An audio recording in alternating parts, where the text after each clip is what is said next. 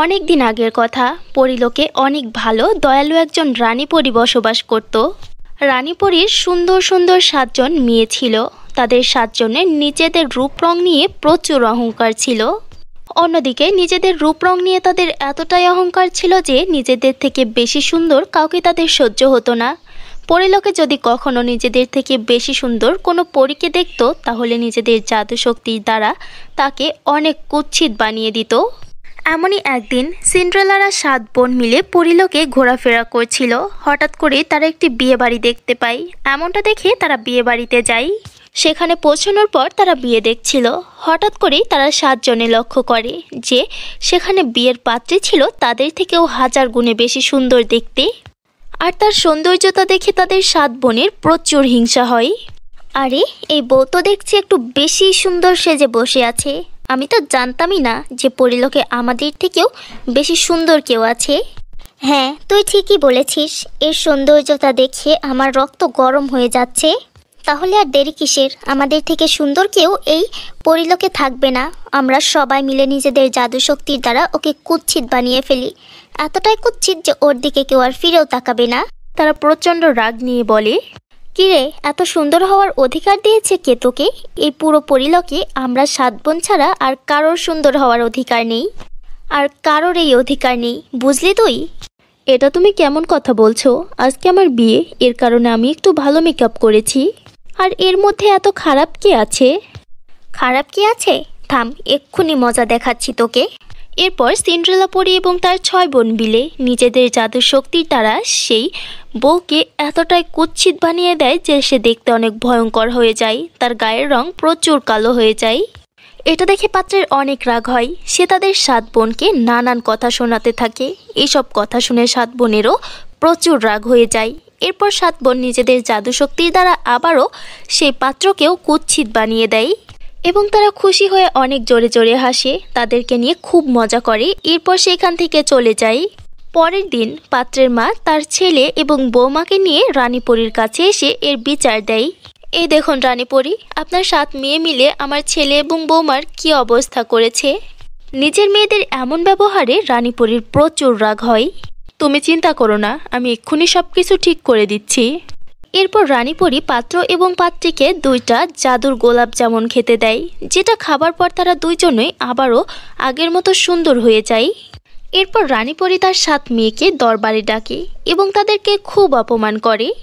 আজকে তোমরা ৭ বোন নিজেদের আচার ব্যবহারে সবার সামনে আমার নাক কেটে ফেলেছ।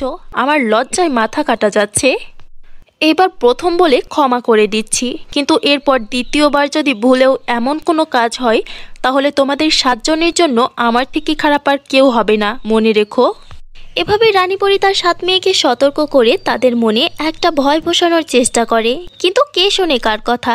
৭ মেয়ে একান দিয়ে কথা শোনে, ওকান দিয়ে কথাগুলো বের করে দেয়। তাদের উপর এই কথার কোনো প্রভাবই পড়ে না এবং তারা তাদের এই শয়তানি চালিয়ে যেতে থাকে। তাদের মধ্যে কোনো পরিবর্তনই আসে না। এভাবেই একদিন তারা ৭ বোন মিলে একসঙ্গে পৃথিবী লোকে আসে বেড়াতে। তারা একটি জঙ্গলের মধ্যে অনেক আনন্দ করছিল এবং ঘোরাফেরা করছিল। তখন হঠাৎ করেই তারা একটি জাদুকর্ণী দেখতে পায়, যে জঙ্গলের মধ্যে একটা গাছের নিচে বসে তপস্যায় মগ্ন ছিল। জাদুকর্ণীকে দেখতে তাদের ৭ বোনের মনে শয়তানি কাজ করতে শুরু করে। মনে হচ্ছে এই জাদুকর্ণী আন্টি অনেক কয়েক বছর ধরে এখানে এভাবেই বসে আছে। চলো, এনাকে একটু ঠান্ডা ঠান্ডা বাতাস খাওয়াই। এরপর ৭ জন পরিবোন নিজেদের শয়তানি জাদু শক্তির দ্বারা সেই জাদুকর্ণীকে বাতাসে উড়িয়ে পাশে থাকা নদীর ঠান্ডা পানির মধ্যে চুবিয়ে দেয়। তখন হঠাৎ করে সেই জাদুকর্ণীর ধ্যান ভঙ্গ হয়ে যায় এবং সে সেই ঠান্ডা পানির মধ্যে ছটফট করতে শুরু করে। এমন দৃশ্য দেখে তাদের ৭ বোনের প্রচণ্ড মজা লাগে। তারা অনেক আনন্দ করছিল এটা দেখে। তারা অনেক জোরে জোরে হাসতে শুরু করে। আচ্ছা, তো তোমরা ৭ বোন মিলে এমনটা করেছো? আমার এত বছরের এমন পরিশ্রম তপস্যা ভঙ্গ করে তোমরা ৭ বোন অনেক বড় অপরাধ করে ফেলেছো। এখন আমি তোমাদের সবাইকে এই কাজের শাস্তি দিব। এরপর জাদুকর্ণী নিজের জাদু শক্তির দ্বারা তাদের ৭ পরিবোনকে অনেক কালো করে দেয়। দেখে যেন মনে হচ্ছিল কাক বসে আছে। এমনকি তাদের মাথার চুলগুলো বুড়ো মানুষের মতো সাদা করে দেয়। নিজেদের এমন ভয়ঙ্কর রূপ দেখে তাদের ৭ বোনের খুব রাগ হয় এবং তারা নিজের জাদুর কাঠি দিয়ে সেই জাদুকর্ণীর ওপর আক্রমণ করে বসে। কিন্তু সেই জাদুকর্ণী ছিল অনেক বেশি শক্তিশালী, তাই সে তাদের আক্রমণের আগেই সেখান থেকে অদৃশ্য হয়ে যায়। আর পরীদের শক্তির কোনো প্রভাবই তার ওপর পড়ে না। এরপর সিন্ড্রেলা এবং তারা 6 বোন মিলে তাদের নিজেদের শক্তি দ্বারা নিজেদের রূপ পরিবর্তন করার চেষ্টা করে, কিন্তু তাদের শক্তি তাদের রূপ পরিবর্তন করতে ব্যর্থ হয়ে যায়। শুধু তাই নয়, রানী পরীও নিজের শক্তির দ্বারা লক্ষবার চেষ্টা করেও তার 7 মেয়েকে আর আগের রূপে ফিরিয়ে নিয়ে আসতে পারে না।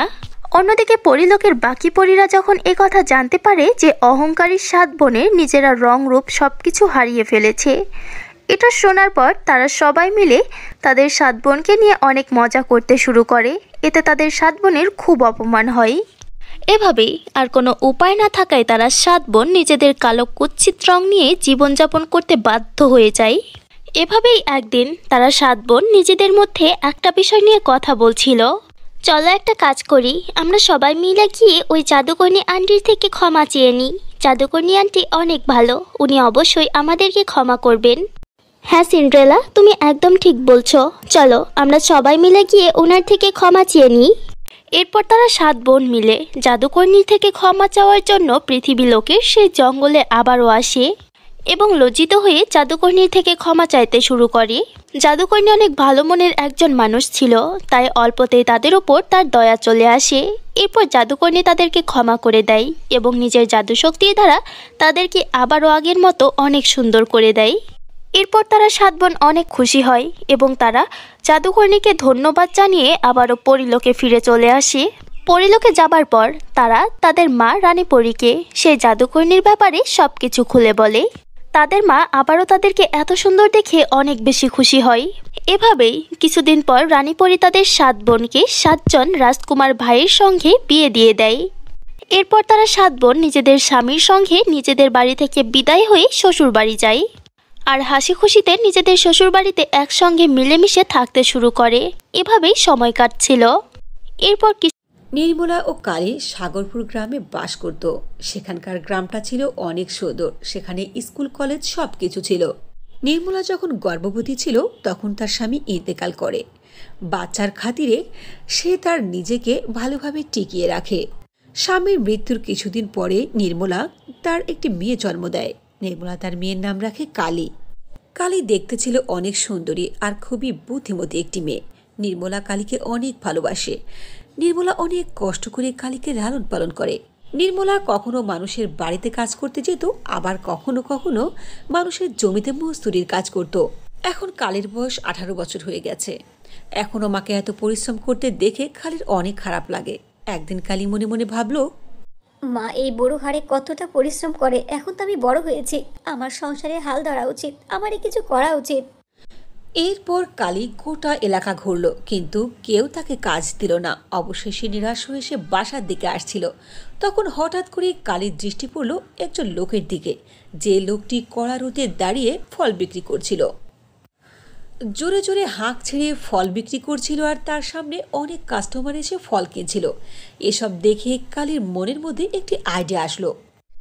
আরে এই ফল বিক্রি করার কাজটা তো অনেক ভালো, এই লোকের কাছে কত মানুষ ফল কিনতে আসছে। হ্যাঁ, আমিও ফল বিক্রি করব, কিন্তু শুরুতে তো টাকা দরকার। টাকা কোথায় পাবো? মায়ের কাছ থেকে টাকা নিলে যদি ফল বিক্রি করতে না পারি, লোকসান হয়, তখন মাকে টাকা কী করে দেব? মা তো অনেক কষ্ট পাবে। না না না, আমাকে অন্য কিছু ভাবতে হবে, মায়ের কাছ থেকে টাকা নেওয়া যাবে না। এরপর অনেকক্ষণ ধরে কালী ভাবতে লাগলো। কিছুক্ষণ পরে কালীর মনের মধ্যে একটি খুবই ভালো আইডিয়া চলে আসলো। আমি একটি বুদ্ধি পেয়েছি, জঙ্গলে গিয়ে ফল পেড়ে আনবো, জঙ্গলে তো অনেক ফল থাকে। এসব ভেবে কালী অনেক খুশি হলো। এরপর মনের আনন্দে সে তার মায়ের কাছে গেল আর তার মাকে বলল, মা, এখন থেকে তোমাকে আর পরিশ্রম করতে হবে না, তুমি বাড়িতে বসে বসে খাবে, তোমার মেয়ে কামাই করে তোমাকে খাওয়াবে। মা, কালীর এই কথা শুনে নির্মলা চিন্তায় পড়ে গেল আর তাকে বলল, আরে কালী, কি হয়েছে তোর? মা, তোর মাথা ঠিক আছে তো?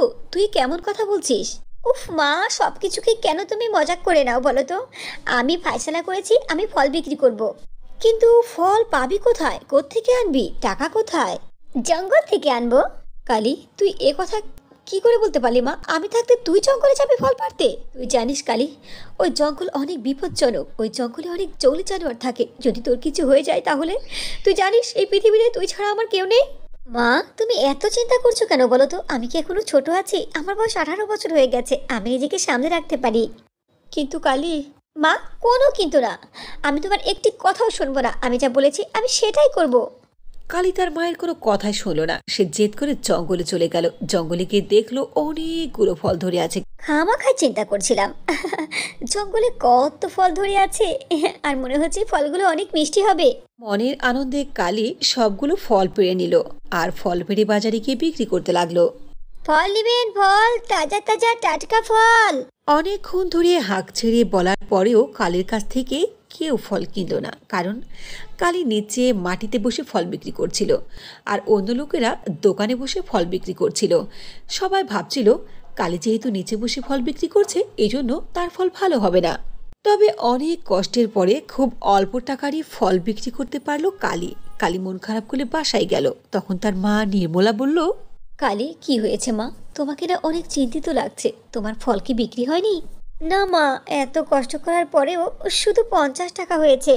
এটা কোনো ব্যাপার না মামুনি, ধৈর্য ধরো। ধৈর্য ধরলে সব কিছুর ফল ভালো হয়। দেখবে আল্লাহ তাআলা একদিন তোমার মুখ তুলে তাকাবে। এভাবে আরও কয়েকদিন কেটে গেল। একদিন কালী ফল নিতে জঙ্গলে গেল। তখন ছিল বৃষ্টির মৌসুম। বৃষ্টির কারণে সব ফল ঝরে নিচে পড়ে গিয়েছিল। এজন্য ফলের সন্ধানে কালী জঙ্গলের অনেক ভেতরে চলে গেল। এ কি, ফল খুঁজতে খুঁজতে আমি জঙ্গলের কত ভিতরে চলে এসেছি। না না, আর ভেতরে যাওয়া ঠিক হবে না। এক কাজ করি, আমি বাড়িতে চলে যাই। এই কথা বলে কালী বাসায় চলে যেতে লাগলো। তখন কালী শুনতে পেল কারো যেন কান্নার আওয়াজ। কান্নার আওয়াজ শুনে কালী খুবই ভয় পেয়ে গেল। আরে, এতক্ষণ জঙ্গলের মধ্যে কার কান্নার আওয়াজ আসছে? হ্যাঁ, কেউ মনে হয় বিপদে পড়েছে। আমার না ভয়ও লাগছে, কি যে করি। বাঁচাও, আরে কেউ বাঁচাও। হ্যাঁ, আমি অনেক ব্যথা পাচ্ছি, কেউ আছো? আরে, মনে হয় এই জঙ্গলের মধ্যে এসে কেউ ফেসে গেছে, কোনো বিপদে পড়েছে। যাই, সাহায্য করি। এ কথা ভেবে কালী আওয়াজকে তাক করে চলতে লাগলো। সে দেখতে পেল জঙ্গলের মধ্যে খুবই সুন্দর একটি মেয়ে পড়ে কান্না করছে। আরে আরে, তুমি কান্না করছো কেন? তুমি কোনো টেনশন করো না, আমি তোমাকে এক্ষুনি বাঁচিয়ে তুলছি। কালী মেয়েটিকে উপরে তুলে আনলো। তখন সে দেখলো মেয়েটির পাখা আছে। এ কি, তোমার দেখছি পাখা? আমি খেলতে খেলতে পড়ে গেছি, এসে জঙ্গলের ভিতরে পড়েছি। দেখো, আমার পাখাটা ভেঙে গেছে।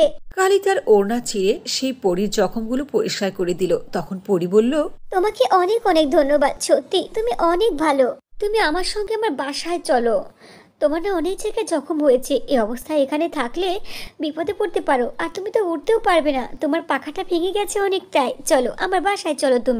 তুমি একদম ঠিক বলেছো। কিন্তু শোনো, তোমার যে পরীর পাখা, এই পাখাটা দেখলে মানুষ বুঝে যাবে যে তুমি পরী। তুমি এটা চিন্তা করো না, কেউ আমাকে চিনতে পারবে না। এ কথা বলে পরী তার জাদু খাটালো আর সঙ্গে সঙ্গে একটি সাধারণ মেয়েতে পরিণত হলো। এরপর কালী পরীকে নিয়ে বাসায় আসলো আর তার মায়ের কাছে সব কথা খুলে বলল। মা, যতদিন পর্যন্ত পরী ঠিক না হচ্ছে ততদিন পর্যন্ত ও আমাদের বাসায় থাকুক। হ্যাঁ কালী, তুমি ঠিকই বলেছো। তুমি ডক্টরের কাছে গিয়ে কিছু ওষুধ নিয়ে আসো। না না, ওষুধের কি প্রয়োজন? আমরা তো হলাম পরী, আমরা আমাদের শক্তি দ্বারা ঠিক হয়ে যেতে পারি। কিন্তু একটু বিশ্রাম আর ভালো ভালো খাবারের দরকার। ঠিক আছে, তুমি তাহলে বিশ্রাম করো, আমরা খাবারের ব্যবস্থা করি। এরপর পরী কালীর বিছানায় ঘুমিয়ে পড়ল। তারপরে নির্মলা ও কালী বাহিরে আসলো। তখন নির্মলা কালীকে বলল, কালী, পরী হলো আমাদের মেহমান, ওর জন্য ভালো ভালো খাবার দেওয়া দরকার। হ্যাঁ মা, ঠিকই বলেছো। এক কাজ করো, তুমি টেস্টি টেস্টি খাবার বানাও। কিন্তু বেটা, সমস্যা তো একটাই, আমার বাসায় শুধু চাউল আর ডাউল আছে, তাছাড়া সবজি অন্য কোনো কিছু নেই। একথা শুনে কালী চিন্তায় পড়ে গেল যে কি করা যায়। এদিকে পরীর কাছে আভাস আসলো যে নির্মলা ও কালী কোনো বিপদে পড়েছে। যখন কালী বাসার ভেতরে গেল তখন পরী তাকে জিজ্ঞেস করলো, আচ্ছা কালী, তুমি আর তোমার মাকে কোনো পেরেশানি আছো? আমার এমনটাই মনে হলো। আরে পরী, না না, তুমি আরামে ঘুমাও, আমাদের কিচ্ছু হয়নি। কালীর চেহারায় বলছিল যে কালী মিথ্যে বলছে। তখন সন্দেহ করে পরী তার চোখ বুঝলো। এরপর সে সবকিছু বুঝতে পারলো। তারপরে যে মুচকি হাসলো। এদের আর্থিক অবস্থা কত খারাপ, নিজেরাই ভালো মতো খেতে পায় না, এরপরও আমাকে আপ্যায়ন করার জন্য ওরা কত চেষ্টা করছে। এরপর পরী কিচেনে গেল। সেখানে গিয়ে তার জাদুশক্তি দ্বারা রান্না করা সব রকমের জিনিস প্রকট করে দিল। এরপর যখন নির্মলা রান্নাঘরে গেল, সবকিছু দেখে অবাক হয়ে গেল। আরে, রান্নাঘরে তো কিছুই ছিল না রান্নার মতো। এত জিনিস কোত্থেকে এলো? পরী এসব জাদু তারা করলো কিনা? হ্যাঁ হ্যাঁ, হয়তো তারই কাজ হবে। যাগে, আমি পরীর জন্য ফটাফট রান্না করে নিয়ে যাই। এরপর নির্মলা খুব টেস্টি টেস্টি খাবার তৈরি করলো। যখন কালী খাবারের সম্পর্কে নির্মলাকে জিজ্ঞাসা করলো, তখন নির্মলা পরীর দিকে ইশারা করলো। মায়ের ইশারা দেখে কালী বুঝে গেল যে এই সব কিছু পরী করেছে। সেই সব তৈরি সুন্দর সুন্দর খাবার খেয়ে পরী অনেক সুস্থ হয়ে গেল। আপনাদের দুজনকে অসংখ্য অসংখ্য ধন্যবাদ।